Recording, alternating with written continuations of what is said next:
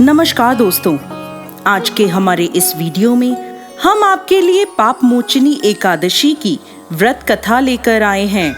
युधिष्ठिर महाराज ने भगवान श्री कृष्ण से पूछा, हे केशव, कृपा कर आप मुझे चैत्र मास के कृष्ण पक्ष में आने वाली पाप मोचनी एकादशी के विषय में बताएं। यह सुन मधुसूदन श्री कृष्ण बोले, हे राजन, पाप मोचनी एकादशी के इस व्रत को करने से मनुष्य के समस्त पापों का नाश हो जाता है और व्यक्ति अष्ट सिद्धियों को प्राप्त करता है।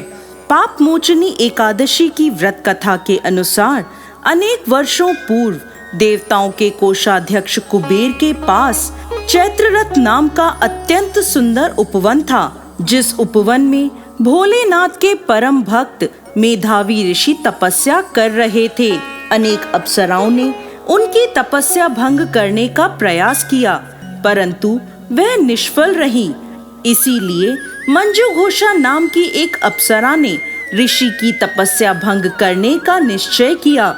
मेधावी मुनि के आश्रम से कुछ दूरी पर वह मधुर वीणा बजाने लगी और गायन करने लगी।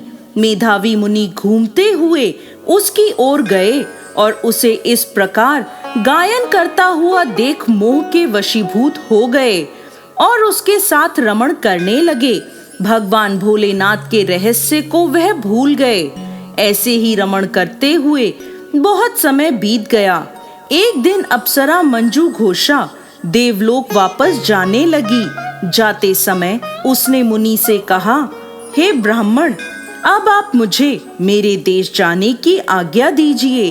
तब मेधावी मुनि बोले, हे देवी, जब तक सवेरे की संध्या ना हो जाए तब तक आप यहीं ठहरो।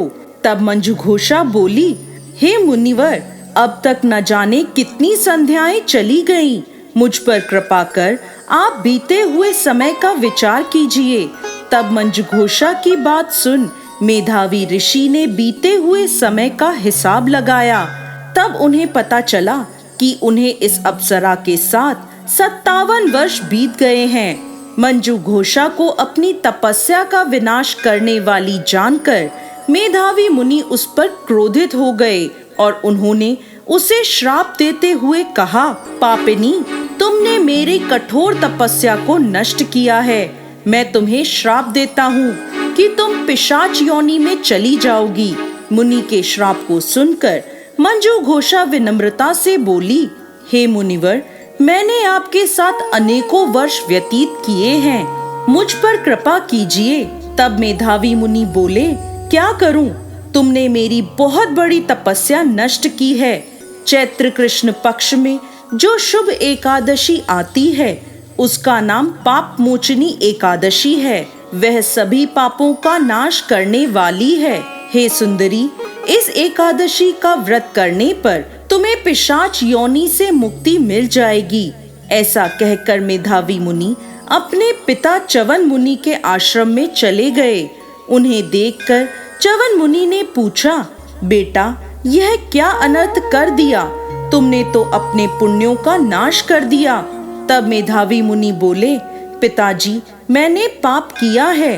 कृपा कर कोई ऐसा प्रायश्चित बताएं जिससे मेरे पापों का नाश हो जाए। तब च्यवन मुनि ने कहा, चैत्र कृष्ण पक्ष की पाप मोचनी एकादशी का व्रत करने पर तुम्हारे पापों का नाश हो जाएगा। यह सुन मेधावी मुनि ने विधि पूर्वक पाप मोचनी एकादशी का अनुष्ठान किया, जिसके प्रभाव से उनका पाप नष्ट हो गया और वह तपस्या से परिपूर्ण हुए।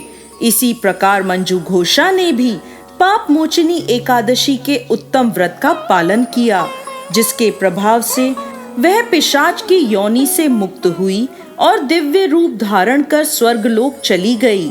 हे राजन, जो मनुष्य पाप मोचनी एकादशी का व्रत करते हैं उनके सभी पाप नष्ट हो जाते हैं और पाप मोचनी एकादशी को पढ़ने और सुनने से सहस्त्र गोदान का फल प्राप्त होता है।